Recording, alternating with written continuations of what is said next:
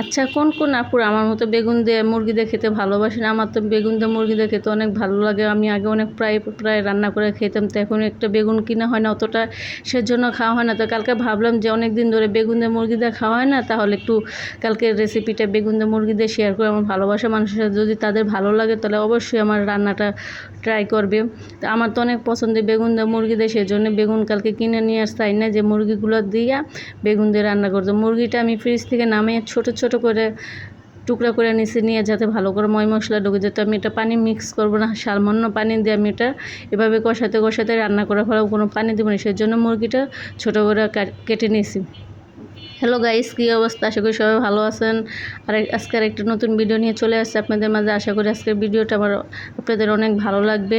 তো আজকে দেখেন আমি বেগুন দিয়ে মুরগি দিয়ে রান্না করি কীভাবে সেটাই আপনাদের সাথে শেয়ার করতে। প্রথমে আমি কড়াইটা জ্বালিয়ে পরিমাণ মতো তেল দিয়ে পেঁয়াজ দিয়ে দিছি, পেঁয়াজ কুচি দিয়ে ভালো করে এটা বাদামি কালার করে ভেজে নিয়েছি। নেওয়ার সময় একটু দেখছেন আমি পাঁচফোড়ন দিয়ে দিছি। আমি পাঁচফোড়নটা একটু মাংস মধ্যে খেতে ভালোবাসি, একটা অন্যরকম স্মেল আসে, সেজন্য পাঁচফোড়ন দেয়। আমার মতো যদি আপনারা খেতে চান পাঁচফোড়ন দিয়ে অবশ্যই একদিন খেয়ে দেখবেন, খুব ভালো লাগবে, খুব খারাপ লাগবে না। আমার কাছে অনেক ভালো লাগে। যদি আপনারা খেতে চান তাহলে একদিন খেয়ে দেখবেন, অবশ্যই অনেক ভালো লাগবে। তখন ভাববেন যে না আপু ঠিকই বলছে।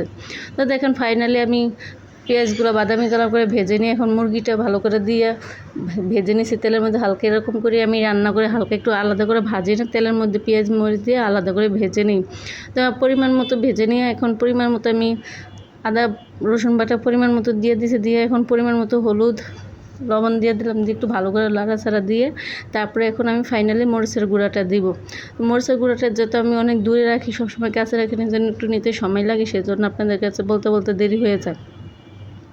আমার মতো এরকম আপনারা কি বেগুন দিয়ে মুরগি দিয়ে খেতে ভালোবাসে? আমার তো অনেক ভালো লাগে। বেগুন দিয়ে যদি মুরগি দিয়ে খেতে চান অবশ্যই মুরগির মাংসগুলো একটু ছোট ছোট কেটে নেবেন, যেহেতু এটার মধ্যে কোনো পানি অ্যাড করা হবে না। পানি দিব হালকা পরিমাণ কষানোর মধ্যে, সেই কষানোর পানি দিয়ে বেগুন আর মুরগিটা আমি প্রায় রান্না করে নেব। তারপরে দেখেন এই যে মুরগিগুলো কষানো শেষ হওয়ার পরে এখন আমি বেগুনগুলো দিয়ে দিছি। বেগুনগুলো দেখছেন কত অন্যরকম সাইজ করে কেটে নিয়েছি, একটু মাঝখানে ফালি ফালি করে ছোট ছোট করে টুকরা করে নিয়েছি, যাতে ময় মশলা সব কিছু ঢুকে যেত, পানি দেবো না, সেই জন্য একটু ফালি করে টুকরা টুকরা করে নিয়েছি। তো এদের দেখেন আমি ভালো করে মুরগি দিয়ে বেগুন দিয়ে ভালো করে কষে নিয়েছি। নিয়ে যে এখন হালকা পানি দিয়ে আর একটু কষাবো, এই কষানোর মধ্যে আমার রান্নাটা হয়ে যাবে। তো বেগুন রান্নাটা এরকম খাইতে যদি খেতে চান অবশ্যই একদিন রান্না করে খাবেন, আমার তো অনেক ভালো লাগে। আপনারা ভাববেন যে আপু আপনার তো সবই ভালো লাগে। হ্যাঁ, আমি সবই ভালো লাগে, যেহেতু আমি একটা সাধারণ মানুষ, আমি যেটা রান্না করি সেটাই আমার কাছে ভালো লাগে। আর আমার রান্নার প্রশংসা আমি নিজে, যখন আমার রান্না খাই আমি নিজের প্রশংসা নিজে করি না, নিজের প্রশংসা নিজে করতে ভালোবাসি।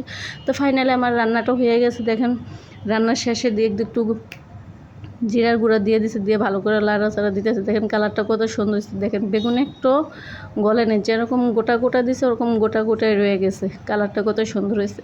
রান্নাটা দেখলাম, একটু লবণ চেখে দেখলাম, যেমন একটু সুন্দর সুন্দর মনে হলো যে লবণ মনে কম হয়েছে, তো একটু লবণ চেখে দেখি লবণটা কম হয়েছে, তো একটু আরেকটু পরিমাণ মতো লবণ দিয়ে দিছি। তো ফাইনালি আমার রান্নাটা হয়ে গেছে। আজকের ভিডিওটি এই পর্যন্ত, আর বড় করব না, পরবর্তী আর একটা নতুন ভিডিও নিয়ে চলে আসবো। আজকে এই পর্যন্ত, আল্লাহ হাফেজ।